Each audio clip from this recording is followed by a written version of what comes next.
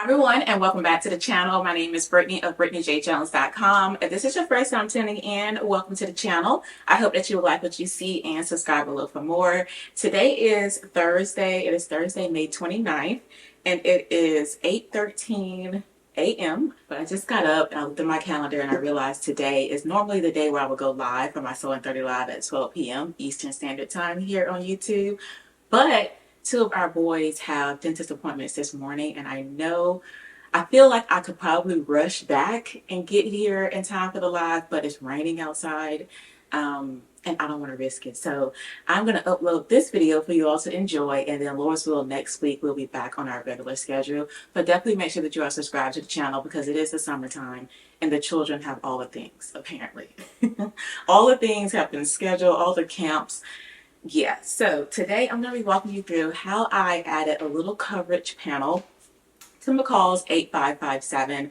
I made view A couple weeks ago. I used a bed sheet, a cotton sateen bed sheet, and I thought the top was really cute. I wanted to participate in like this trendy little top that I've been seeing everywhere with little ties in the front, but I wanted some coverage. You all know I am all for like a cute trendy style, but I do want to have some coverage, especially where the undergarments are. I don't want to be showing my bra. I do love, now don't get me wrong, I do love a little crop top every now and then, so I will show a little midriff. I'll wear something with a, a little back out, but as far as the bra, undergarments, I do want those to be covered. So this top here, I decided to go ahead and just add a little panel, if you will, right behind the second and third tie, just to add a little bit of coverage. And I had a few people ask me if I would demonstrate that, and so that is what I'm going to be doing today. Again, this pattern is McCall's 8557. Funny enough, I opened up this pattern and I did not see my pattern pieces, so I don't know where those are. So I kind of just made some pattern pieces here that resemble the pattern. This is not a sew along, so you will need to look at your instructions to walk through this, but I will show you where to add the panel and how to do it. So the panel will need to be after you lay down and baste your ties. After you baste the ties, then you would baste that panel, and then you would sew on your facing. But we're going to walk through all those steps, so let's go ahead and get started. Again, I'm just going to be showing you how I added a little bit of coverage right behind this pattern. Again, the pattern number is McCall's 8557. Like I said, these pattern pieces are not exact to this pattern. Mine may look a little bit different. I know this pattern has a dart, so don't focus too much on that. I just don't know where I placed my pattern pieces after I made the top, but I do just want to show you how I add this panel. And so the first thing that we're going to do, let me just show you the top that I made so you can get a visual of what I'm talking about. So I added a little bit of coverage right here, and as you can see, it's not that wide. You can make yours wider or more narrow like mine. It's honestly whatever you want right here. I do wish I would have made mine a little bit more wider, so just keep that into consideration. Mine is not as wide as I would like. I do wish I would have added a little bit more, but this is just 2 inches that I originally cut. I folded it in half, and then I did the 5/8 of an inch, seam allowance right here, so that really ate up the width that I did have. So if you want yours to be a little bit wider, consider that when you cut out your piece.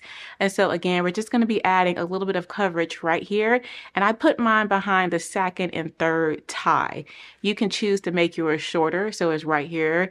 Wherever you want the coverage at, you can choose to put it, make it a little bit or make it longer, whatever you like. And so to begin, I'm just going to start on one side. You can choose to put it on whichever side you want. On this top I made, I put it onto the right side. I'm sorry, I have it on the left side of the top. So again, you can choose to put it on whichever side you prefer. And so right here I have 2 samples. Both of these are 4 inches wide, and this one right here is 7.5 inches long.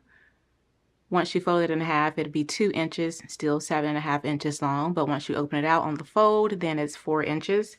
And this one right here is a little bit shorter, so this one again, when you open it out, it'll be 4 inches across the bottom, 5.5 inches long.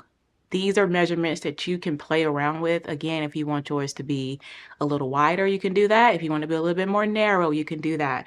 But I did cut these on the fold, as you can see.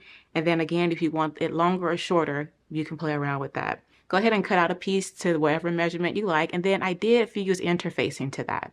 I fuse interfacing just to give it a little bit of stability. That way, it'll stay up in the garment. It won't just be loosey-goosey. That's optional. You can choose to add it or not.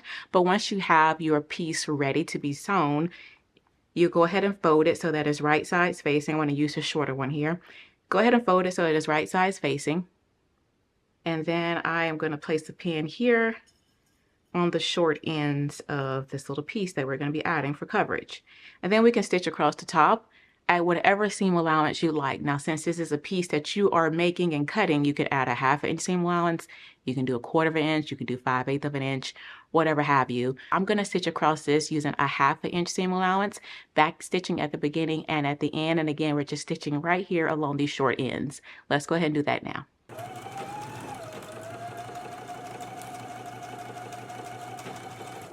All right, friends, now that you have it sewn, yours should look similar to this.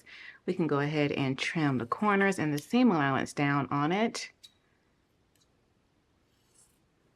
And then you would just flip it right sides out like so. I do want to say that this is what I did. If you have another method that you like to use, then by all means go with that. And also share it down in the comment section. And so after you have it flipped out, this is what that will look like. Your short edges will be sewn and your fold will be here. You'll have one raw edge here. You can choose to base this together if you'd like. Before we put this onto the garment, I'm going to put it to the side because I want to show you the step-by-step in the pattern instructions, because again, you still need to follow the instructions to sew this up because I'm not doing a sew along in this video. So right here at step 23, after you based on your ties, then you will go ahead and baste on your placket piece to whichever side you choose. After you have that basted on, and then you will continue on with the facing. So again, after you baste on the ties, go ahead and baste on your coverage, and then you can move on with sewing your facing. Now I have my ties here. I'm just gonna go ahead and kind of pin and baste these on. This is not gonna be perfect, but I'm just gonna kind of pin and baste.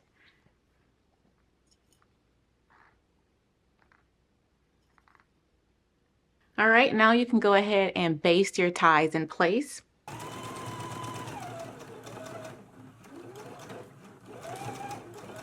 All right, once you have your ties basted on, now you can go ahead and grab your coverage piece. We can baste it on with the raw edges even here. You can decide again which side you want it to be sewn on. That really doesn't matter. And you can also decide the placement if you need it to be a little higher or lower. You could put this wherever you desire it to be. I'm just gonna place it right here. I'll do it right over that second tie for this demo. Again, you can place yours wherever you need it to be. And now you can just baste this in place the same way that we just basted the ties on.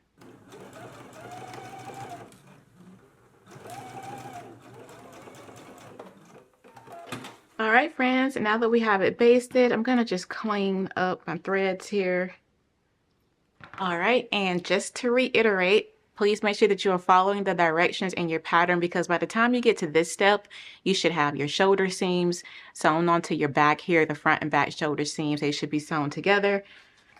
Your facing will have interfacing on it, and it will be sewn to the back facing. So again, make sure that you are looking at your pattern instructions. I'm only demonstrating how to attach this little coverage piece.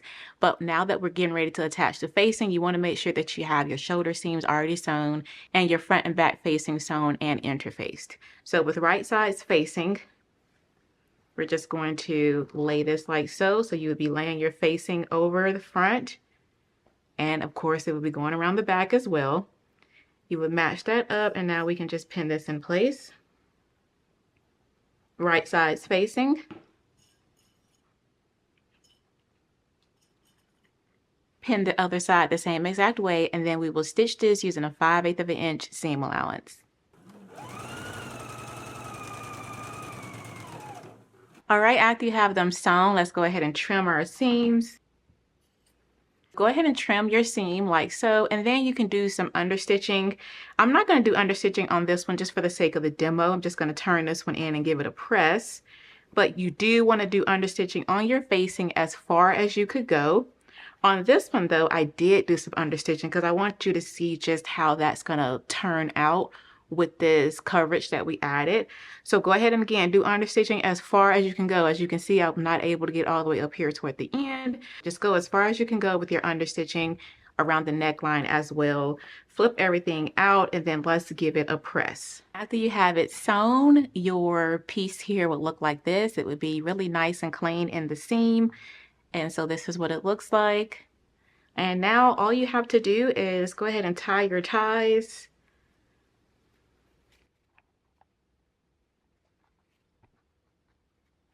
And that is how your top will look. You go ahead and give it one final press here, and then you can continue constructing your garment following along with the pattern. And you see you have a cute little coverage little panel there in your top. Well, that is all for the video, and I really do hope that you all enjoyed it. If you have any questions, feel free to leave them down for me below. Be sure to like, comment, subscribe, turn your notifications. Please turn on your notifications, especially during the summertime. If anything changes with my Sewing 30 lives, I'll be posting them, and I definitely want you to be notified.